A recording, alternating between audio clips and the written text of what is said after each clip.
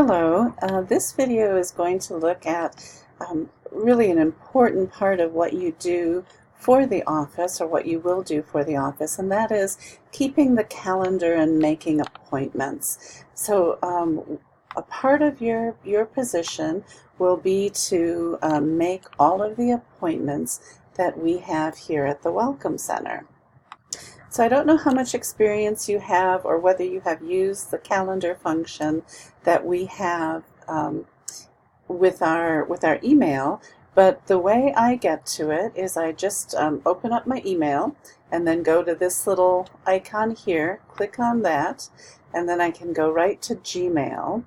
Oh, I'm sorry, that's where we are now. I can go right to the calendar, and that calendar is associated with my email account. And this is where you are going to make all of the appointments. Okay, so this is an example of a typical calendar day that we would see for the Welcome Center. The red are my appointments, and you will have your own color and your own name to put in things that have to do with you. The yellow is the ELN Migrant Staff Calendar, which you will also have access to, and it will show up on your calendar as well. But just for an example, I'm going to click on one of these appointments and show you what an appointment looks like. Okay, so I'm going to start with the Corrales family, and you can see here that they have an appointment, and it takes up a block of 2 hours from 8 to 10 a.m. and I'm going to click on that, and we'll go in and we'll look at the appointment itself. The reason this appointment was given a 2-hour time frame is because it has 2 students associated with it. I would suggest that initially all appointments you schedule with just 1 student, allocate an hour and a half for that appointment, and 2 students, 2 hours. More than 2, we're going to want to allocate a little more time. As you get used to the process and as you get used to the OLR online registration, your speed will pick up. But initially, we really do need to schedule an hour and a half for 1 student.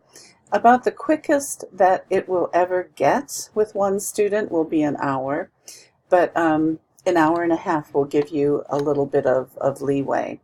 Okay, so you see here on the appointment, we have the time, January 22nd, the day, the time, 8 to 10.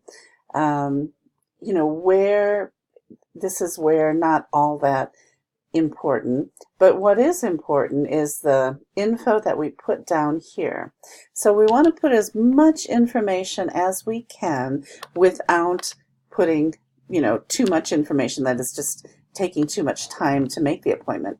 So we need to know how many students they're going to be. So 2 students. It's important to know where they're coming from. That gives us also an idea as to how long the appointment is going to take. So these are 2 students coming from Cuba.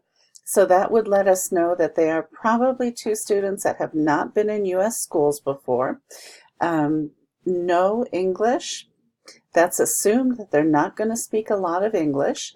The father's name, he will most likely be the person coming with them, and then the phone number. The phone number is really important because from time to time, families don't show up for their appointments, and it's really important that we have a phone number to follow up with the family. So that is all kind of the basic information that we need to know.